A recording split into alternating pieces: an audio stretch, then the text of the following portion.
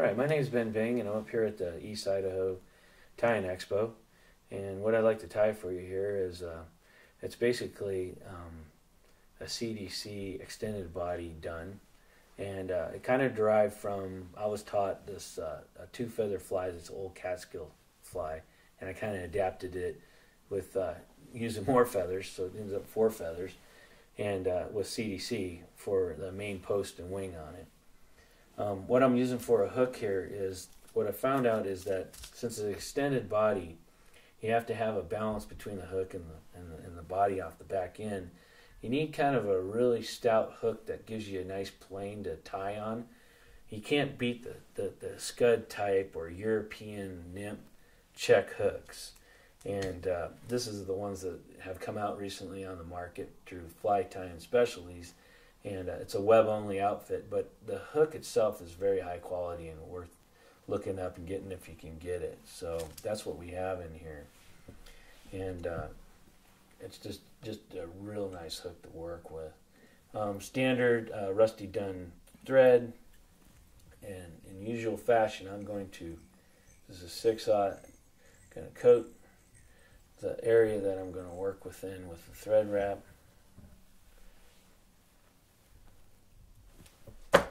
And what I'm going to do here is that we're going to make basically extended body. It's going to go like this off of the back end of this hook, right here like that. So what I started with is just some mallard flank that comes in the store. It's real cheap. It's dyed this wood duck color, and you it's a reverse pull technique here. Or what I'm going to do is that right in this area here, so I'm going to trim out that section there, and then if I pull the fibers back correctly here, so I just made these 2 tails by getting that stuff out in the middle there, and I don't need very much left over to do the reverse pull, so I clean out this much and that much. So I'm sitting there, I'm looking at this, and this on the reverse pull is actually going to make our extended body like that. See, right there. But what I've done is that I needed a kind of a darker olive green color. So what I do is I take this marker, which is permanent dye, and I run it on the feathers, and then I just darken them up as needed, and then let those dry real good, because you go to tie on them and it's not dry all the way, then you'll have this all over you. So that's how we do that. So that you can adjust the color to what hatch that or insect that you're trying to match.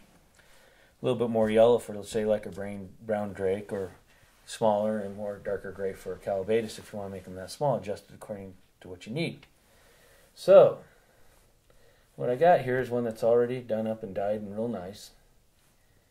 And I sit there and really kind of tightly, it almost makes like a little boat cavity right there at the bottom of a boat in the bottom. And the trick is just kind of, this is actually soft loops pulling the fibers up on top of the hook like that, so everything stands up real nice. Really nice like that, see? Now, see, in the old days, what they would do is they'd just take this up, dove a little bit, parachute around it, and tie it off, and that's why it was a 2-feather fly. But as fly tiers of the modern age, we like to make things more complicated, and that's what I'm going to do. So we're going to get that out of there, tighten that down real good. And we're going to make ourselves a post with CDC. And this is natural dyed, so it's actually dark dun color. And then it's got a nice pale yellow hue to it, which gives it green. It's an olive, dark olive color, which really those are real vibrant colors that's in a green drake. And I'm going to use 4 feathers. 4 feathers, and I'm going to match them up so they're kind of the equal density up in the tip areas here. That's the whole key, is matching up, birds of a feather flock together. Nothing's more true in tying with CDC, because if you get one that's of different density and you're trying to tie to it, everything looks unbalanced and off. So I'm going to take 2 of these feathers that are cupped together and put them down like this, lay them down, and then get 2 more feathers of the same quality.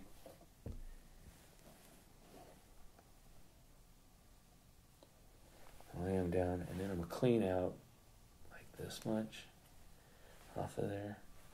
So I got it like that. So then they got nice, they spoon together like that. And then I'll do the same with this other one. And you know, this is where preparation is key.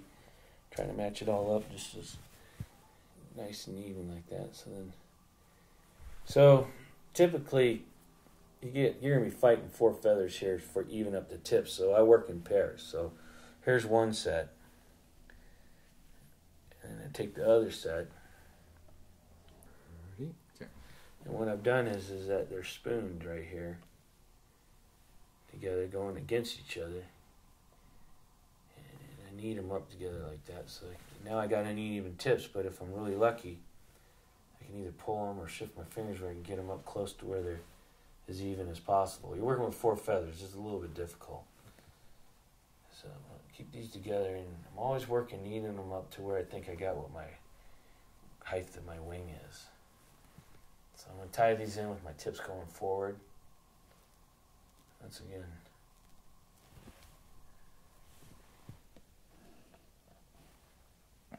Got one wing out here. It's just being a little bit difficult. Alright, that's not good enough. Okay, so now I started my thread. This is kind of important here. Actually almost back towards where we tied in our tail set. And the reason why is we're actually going to have so much of these fibers in here fighting forward, it's going to just instantaneously, when we tie it down the wing, it's going to crowd the eye. We do not want that. To balance this fly, I actually want a lot of the weight right in the middle here where our thread is. So I'm going to come up with a pinch technique, come down, and this is really going to take some nice tight wraps just to keep that all up in there. And all in one motion. I did not let go of this material. And hopefully I can get a nice clean cut off right at that point. And then we're going to bind these guys down real good and tight. Now, like I said, now you notice how far these wings work forward. We don't want to keep fighting it. Now I'm going to take a few thread wraps and stand this wing up. Right up in front. And then come around the wing with my thread.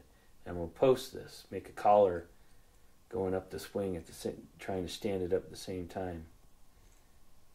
Just like that. Going up. And then going back down. Now I got a bunch of unruly fibers here. And we don't like that. I'm going to take those out of there. Because all they're going to do is keep following in our dubbing and our body and make our fly look really bad. We don't want that. So now, what I've done is I've gone around and posted this. If I was looking down clockwise, at this point, I'm going to go the opposite direction, counterclockwise. So what happens is those threads are kind of like working against each other on that post. But right there you can tell how rigid, by doing that, I've just made this really sound in this area and strong. So that keeps it from bending over when we're going to tie in our hackle on there. And you can do that a couple times. Nothing wrong with building up a good durable fly in there like that. And then go back the opposite way of it and go up 3 times and down 3 times. And man, that just really makes it nice and rigid and strong because we're going to hackle on that in a parachute. So we got that cool. Now, what I'm going to do is a little accent on these green drakes. They're real vibrant and they have a really nice green veining that comes out amongst their dark veining. So I'm going to take a little bit. This is yellow, dyed mallard flank, bright yellow. And on each side, I'm going to put a little bit of accent on it. And I'm going to do my side first, which I'm actually this is a little bit tricky right here on this side. This one is the one where I kind of got up and tie it up against the shaft and work it up slowly on my side. I know you can't see it, but hopefully we can do the other side a little better.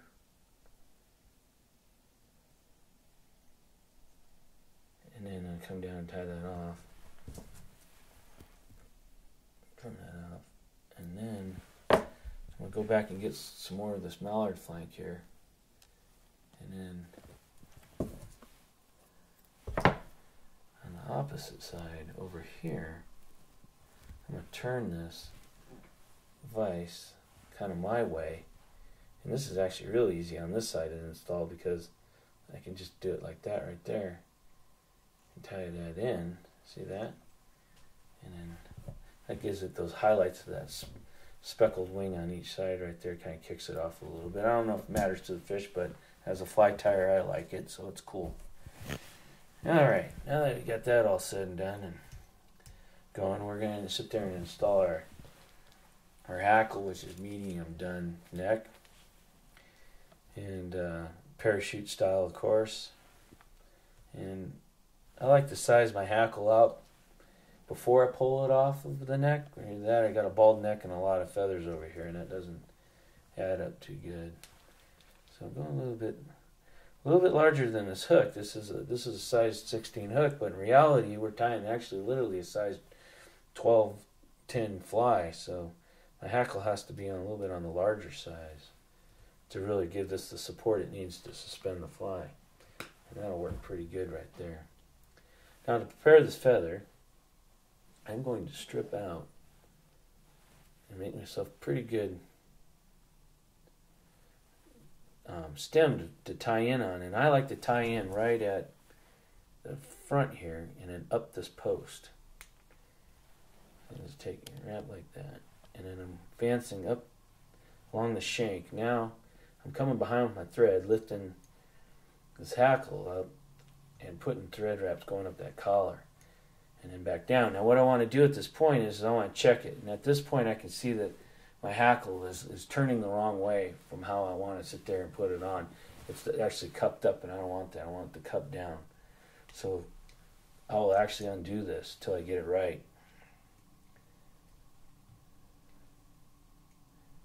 If I can do that. This is going to be difficult, so... Alright, so what I'm going to do here now is I want to sit there and give it another shot of where I'm tying in front of the eye on the shank here. And there we go.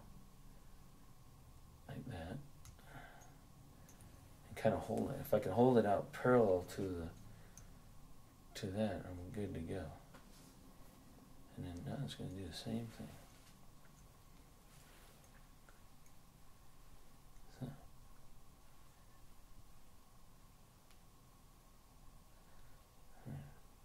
Tie it in.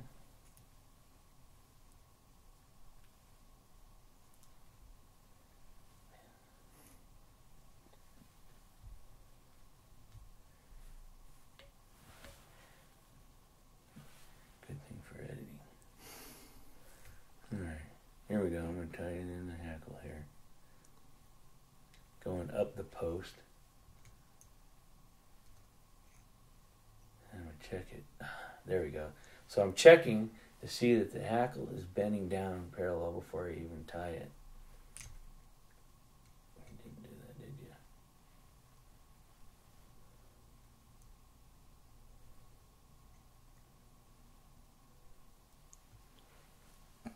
you?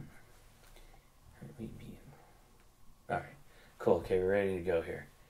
Alright, now that we got our hackle tied in up on the post right there, we're going to go back to our dubbing and pick fine and dry dubbing, floating dubbing, and in a nice blue wing olive like dubbing, which matches up pretty good.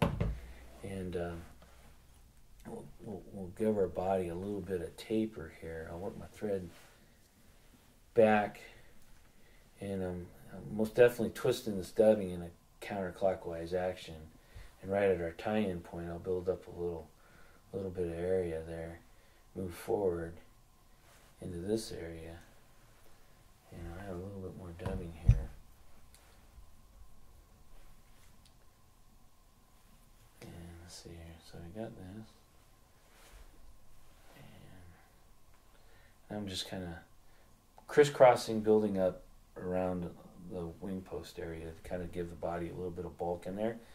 but my thread is actually right in front at this point of where the wing set is. So then when I go around and I do my hackle job and do my hackling, I'm going to actually tie off at that point, which is a little bit different than most people do with the parachute. But the end results is I get a much more durable fly. So I'm coming here, and now I'm just working my way back down the post towards the body. Now I'm down, I can feel it. It's where the dubbing is. At this point, I want to take my thread and work it around my hackle so it's on the opposite side, and I'm still in that kind of dubbing right at the wing point. And before I cut anything off or do anything, I'm going to lift everybody up and advance my thread to right at the eye of the hook and make sure I take 3 or 4 good loop turns. I just locked all my hackle in place, and all my fibers are, hopefully a majority of them are up on top of that big ball of dubbing. And then I come in and I whip finish. I finish it off.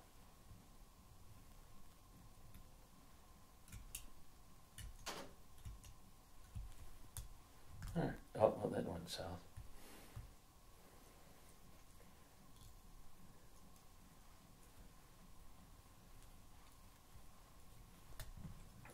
Alright. Okay, what I'm going to do is that if there's any hackles protruding in the eye or down below the body, I just trim them out of there. And I don't like to remove this feather until I'm completely done, because if I do, while I'm doing the whip finish, a lot of times you're holding and manipulating the material, this will all come undone and you push back against it. So at this point, it's good locked in and tight with the whip finish. Work my scissors in here, close tip, find that stem, and then just decapitate him, get him out of there. He's done. Now, if all goes well here on this fly, a majority of our hackle fibers are actually up in this area, up above the body of the fly, so it sits in the water, and that's what we're looking for. So there she is. I'm going to take that around.